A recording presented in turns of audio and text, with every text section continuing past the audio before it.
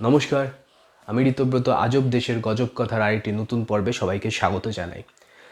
ভিডিওটি শুরু করার পূর্বে আমি একটা কথা আবার বলতে চাই, অনুরোধ করতে চাই আপনাদের সবাইকে, যারা আমার ভিডিও দেখেন চ্যানেলটিকে সাবস্ক্রাইব করবেন, চ্যানেলটিকে গ্রো করতে সাহায্য করবেন। এবার ফেরা যাক আমাদের মূল পর্বে। ইদানিংকালে ওয়াকফ সংশোধনী বিল নিয়ে পার্লামেন্টের ভেতর কিন্তু এবং পার্লামেন্টের বাইরেও কিন্তু ভয়ানক বিতর্ক হচ্ছে।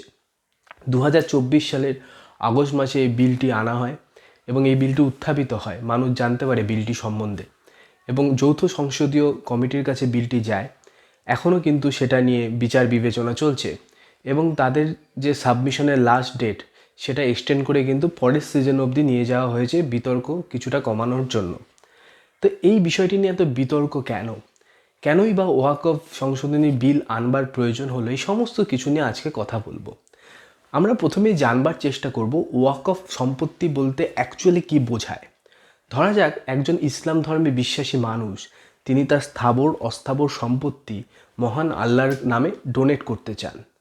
এই যে সম্পত্তি তিনি ডোনেট করবেন সেটা কিন্তু কোথাও বিক্রি করা যাবে না, হস্তান্তর করা যাবে না, সেটা মহান আল্লাহর নামে তারা ডোনেট করবেন, দান করবেন। এই সম্পত্তিগুলোকেই বলা হয় ওয়াকফ সম্পত্তি। এই যে ওয়াকফ সম্পত্তির কনসেপ্টটা, সেটা কিন্তু আমাদের দেশে বহু আগে থেকেই রয়েছে। সুলতানি আমলে আমরা দেখেছি বহু সুলতান তাদের কিছু গ্রাম ডোনেট করতেন এরকম ওয়াকফ সম্পত্তি হিসেবে।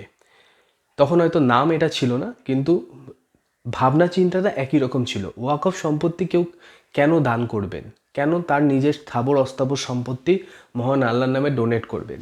তার কারণ তারা চান ওই জায়গায় কিছু ভালো কাজ হোক, সমাজসেবামূলক কাজ হোক, বা মসজিদ তৈরি হোক, নতুন স্কুল তৈরি হোক, মাদ্রাসা তৈরি হোক, কবরখানা তৈরি হোক, মানে যেগুলো সমাজসেবামূলক কাজ, সেই কাজ সেখানে অনুষ্ঠিত হোক বা তার মাধ্যমে করা হোক, সেটাই তারা চান। এবং সেই জন্যই তারা আল্লাহর নামে তাদের প্রপার্টি ডোনেট করেন। এই কনসেপ্টটা যেটা বলছিলাম আমাদের দেশে বহুদিন আগে থেকেই প্রচলিত রয়েছে।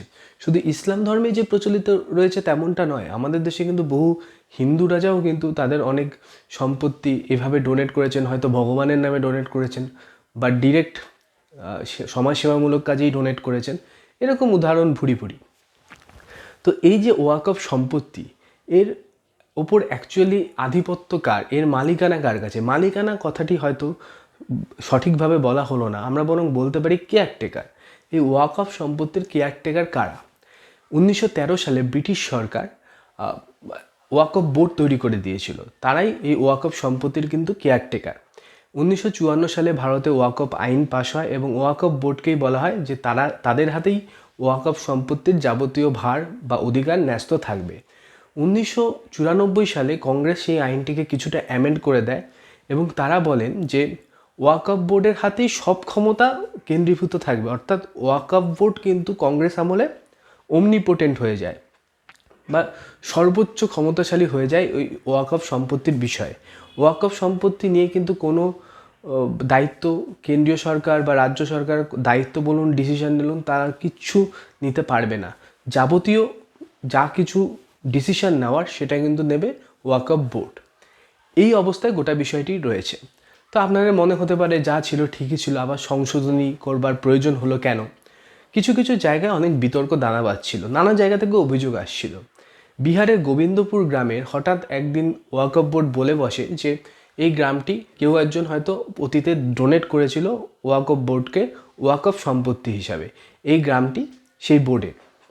স্বাভাবিকভাবেই গ্রামবাসীরা হতবাক হয়ে যান, হতচকিত হয়ে যান এবং তার প্রামাণ্য কিন্তু তেমন কোনো তথ্য নেই, কিন্তু ওয়াকফ বোর্ড দাবি করে বসে যে গ্রামটা তাদের।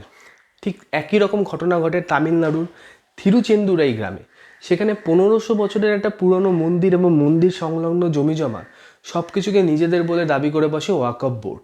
এরকম বিভিন্ন জায়গা থেকে অনেক অভাব অভিযোগ আসতে থাকে এবং বলা হয় যে ওয়াকফ বোর্ড এই আইনের লুফলস দিয়ে বা ফাঁক দিয়ে অন্যায্য কিছু কাজ করছে এবং সেই জন্যই কিন্তু আইনটি সংশোধন করবার প্রয়োজন হয় এবং সেটাই কিন্তু প্রসেসের মধ্যে রয়েছে।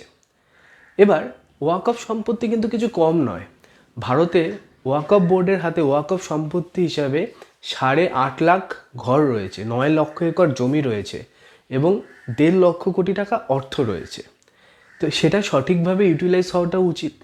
তো যে সংশোধনী প্রস্তাব আনা হয়েছে, যেখানে মূল কতগুলো বিষয়ে কথা বলা হয়েছে। প্রথম বিষয়টি হচ্ছে, সরকারি জমি কখনো ওয়াকফ প্রপার্টি হিসেবে বিবেচিত হতে পারে না, সেটা কিন্তু হবে না। সরকারি জমি কখনো ওয়াকফ সম্পত্তি হবে না।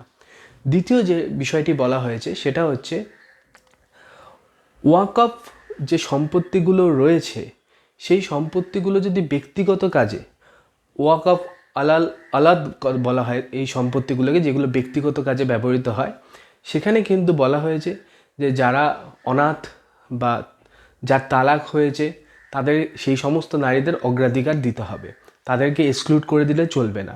3 নম্বর যে বিষয়টি বলা হয়েছে সেটা হচ্ছে, ওয়াকফ বোর্ডকে তাদের কাছে কি সম্পত্তি রয়েছে এবং কি সম্পত্তি ভবিষ্যতে আসবে, প্রত্যেকটা সময় কিন্তু সমস্ত তথ্য কিছু গোপন না রেখে সরকারি পোর্টালে আপলোড করতে হবে, বিষয়টি সম্বন্ধে স্বচ্ছতা আনবার জন্য। এটা একটা ইম্পর্টেন্ট দিক। 4 নম্বর যে বিষয়টি নিয়ে কথা বলা হয়েছে আর কি এই সংশোধনী বিলে, সেটাও খুব ইন্টারেস্টিং। ওয়াকফ বোর্ডের হাতেই যে মূল ক্ষমতা ন্যস্ত ছিল, এবার কিন্তু সেই জায়গাটায় একটু খর্ব করে দেওয়া হয়েছে। ডিস্ট্রিক্ট কালেক্টরকেও কিছু অধিকার দেওয়া হয়েছে। 5 নম্বর যে বিষয়টি নিয়ে কথা বলা হয়েছে সেটা হচ্ছে, কোথাও যদি কোনো ডিসপিউট থেকে থাকে, সেই ডিসপিউট কিন্তু ডিস্ট্রিক্ট কালেক্টর সলভ করবে, সেটা কিন্তু ওয়াকফ বোর্ড সলভ করবে না, সেটা কিন্তু ডিস্ট্রিক্ট কালেক্টর সলভ করবে। এরকম বিভিন্ন বিষয় নিয়ে কিন্তু প্রশ্ন তোলা হয়েছে এবং সংশোধনী প্রস্তাবও পেশ করা হয়েছে। স্বাভাবিকভাবেই যে কমিটি তৈরি হয়েছে, সেখানে 21 জনের কমিটি, সেখানে বিজেপির সংখ্যাধিক্য থাকবে, 8 জন বিজেপির রয়েছে আর 3 জন তাদের অ্যালায়েন্স থেকে রয়েছে, সুতরাং 11 জন সরকারি দলের লোকেরাই রয়েছে আর 10 জন বিরোধী দলের। অর্থাৎ যৌথ সংসদীয় কমিটিতে যা ডিসিশন হবে সেটা মনে করা হচ্ছে বিজেপির ফরেই থাকবে। কিন্তু কংগ্রেস এটা নিয়ে কেন প্রতিবাদ করছে, বা এটা নিয়ে প্রতিবাদ করাটা কি জাস্টিফাইড? দেখুন, বিরোধী পার্টি সবসময় বিজেপি সম্বন্ধে বলে, যেহেতু বিজেপির পেছনে আরএসএস রয়েছে এবং বিজেপির সাথে মুসলিম সমাজের একটা বৈরিতাপূর্ণ সম্পর্ক আছে বলে দাবি করে আসা হয়েছে দীর্ঘদিন ধরে। তো সেই জন্য কংগ্রেস এই সুযোগ হাতছাড়া করতে চায় না। কংগ্রেস বলতে চেয়েছে যে হ্যাঁ, বিজেপি কিন্তু আবার মুসলিমদের উপর আক্রমণ করছে। আর বিজেপি বলেছে এটা মুসলিম সমাজের উপর কোনো আক্রমণই নয়, ওয়াকফ সম্পত্তি সম্বন্ধে যে আইন রয়েছে সে আইনটি সংশোধনীর মাধ্যমে তাকে আরও বেশি এফেক্টিভ করে তোলা এবং তাকে কেন্দ্র করে যে অনিয়মগুলো চলছে সেগুলোকে বন্ধ করাই তাদের মূল উদ্দেশ্য। এবং আমার মনে হয় কোথাও এই ভার্সনটি সঠিক। তার কারণ হচ্ছে, যে কোনো ধর্মেই কিছু নিয়ম থাকে, সেই ধর্ম নিয়ে হয়তো কিছু আইনও থাকে, কিন্তু সেই আইন পিরিয়ডিক্যালি ভাবতে হয় যে সেটার যথার্থ কিনা এবং সেই আইন আলটিমেটলি মানব সমাজকে কতটা বেনিফিট করছে, সেই বিষয়গুলো নিয়ে ভাবনা চিন্তা করতে হয়। কোথাও কি কোনো খারাপ কাজ হচ্ছে এই আইনের ফাঁকফোকর দিয়ে, সেটাও কিন্তু মনে রাখবার প্রয়োজন রয়েছে।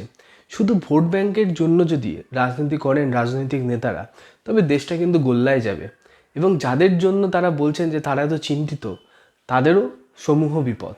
সেই জন্য কংগ্রেস আপাতত তাদের হাতে তেমন ইস্যু নেই এবং যে ইস্যুগুলো জ্বলন্ত রয়েছে সেগুলো তারা এনক্যাশ করতে পারেনি। তো সেহেতু তারা আবার পুরনো ট্র্যাকে ফিরছে, সেটা হচ্ছে মুসলিম ভোট ব্যাংকে তাদের দিকে আকর্ষিত করে রাখা। কিন্তু এখন আর সেটা খুব যে কাজ করে তেমনটা নয়। রিজিওনাল পার্টিগুলো মোটামুটি এই ইকুয়েশন করে চলছে। তবে এই সমস্ত বিষয় যখন আসে আমাদের দেশে, তখন তর্ক হয়, বিতর্ক হয়। ট্রিপল তালাক নিয়েও হয়েছিল। কিন্তু ফর লার্জার গুড, কোনটা বেনিফিশিয়াল সেই বিষয় নিয়ে কিন্তু আরও বেশি তর্ক বিতর্ক হওয়া প্রয়োজন এবং শাসক দলকেও কিন্তু সেই কনফিডেন্সটা সাধারণ মানুষকে, মুসলিম সমাজকে দিতে হবে। তাহলেই কিন্তু এরকম আইন সংশোধনী প্রস্তাব পাশ করানো সম্ভব। তো এই ছিল আজকের ভিডিও।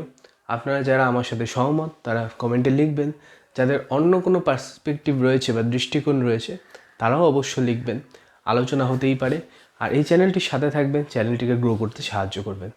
ধন্যবাদ, ভালো থাকবেন।